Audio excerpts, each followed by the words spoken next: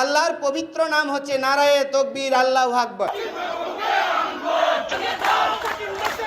নমস্কার সবাইকে। তো একটা ভিডিওতে অনেকে দেখেছেন খুব বেশি ভাইরাল হচ্ছে যে একজন মানুষ গাড়িতে বন্দী এবং প্রচুর জয় শ্রীরাম জয় শ্রীরাম ধ্বনি হচ্ছে।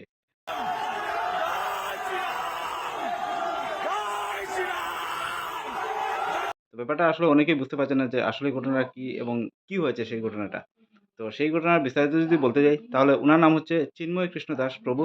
উনি বাংলাদেশ ইসকনের একজন সন্ন্যাসী, একজন সাধু। তাছাড়া বাংলাদেশ সনাতন যে বোর্ড, সেই বোর্ডের একজন মুখপাত্র। তো উনার বিষয়ে অ্যালিগেশন লাগানো হয় যে উনি উস্কানিমূলক ভাষণ দিয়েছেন। আল্লাহর পবিত্র নাম হচ্ছে নারায়ে তকবীর, আল্লাহু আকবার। রাম আর কৃষ্ণ হচ্ছে আমাদের আরাধ্য ভগবান। আমার ভগবানের নামের ধ্বনি দিলেই বলে যে ইন্ডিয়ান টেক।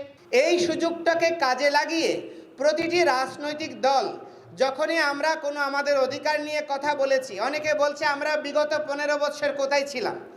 বর্তমানের যে আন্দোলন হচ্ছে, এই আন্দোলনের চেয়েও দ্বিগুণ আন্দোলন হয়েছে আপনার 21 সালে শারদীয় রক্তাক্ত শারদে, এবং 154টা দেশে এই আন্দোলন বিস্তৃত হয়েছিল। অথচ এই সত্যগুলো উপস্থাপন না করে সবসময় শুধু বিকৃত উপস্থাপনা করে। এবং সেই সময়ে আমরা যে নন্দনকাননে মহাসমাবেশ করেছিলাম, সেখানে তৎকালীন বিরোধী দলের নেতা ডক্টর বর্তমান মেয়র ডক্টর সাদাত সাহেব থেকে সোলাইমান শেখ থেকে শুরু করে আওয়ামী লীগ, বিএনপি, সমস্ত রাজনৈতিক দল আমাদের সঙ্গে সংহতি জানিয়েছিল। তো এখন প্রশ্নটা হচ্ছে, সেই আন্দোলনগুলো করতে গিয়ে আমাদেরকে সরকারি পর্যায়ে জানানো হয়েছিল আপনারা বিভক্ত, আপনারা এক হয়ে আসেন।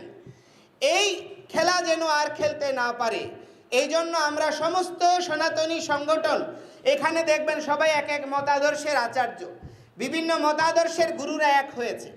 এবং বাংলাদেশে মুসলিমদের উপর আক্রমণের জন্য উনি জড়িত। তো এইসব এলিগেশন লাগিয়ে উনাকে মানে গ্রেফতার করা হয়। তো এটাই আসলে ঘটনা।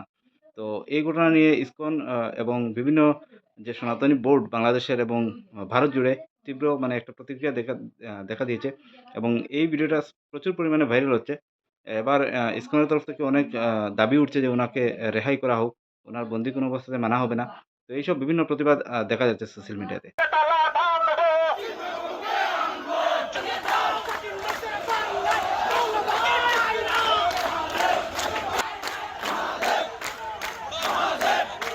তো দেখা যাক এখন কি হয় না হয়। সবকিছু বাংলাদেশ সরকারের উপর এবং অনেক কিছু ধরনার উপরে ডিপেন্ড করে।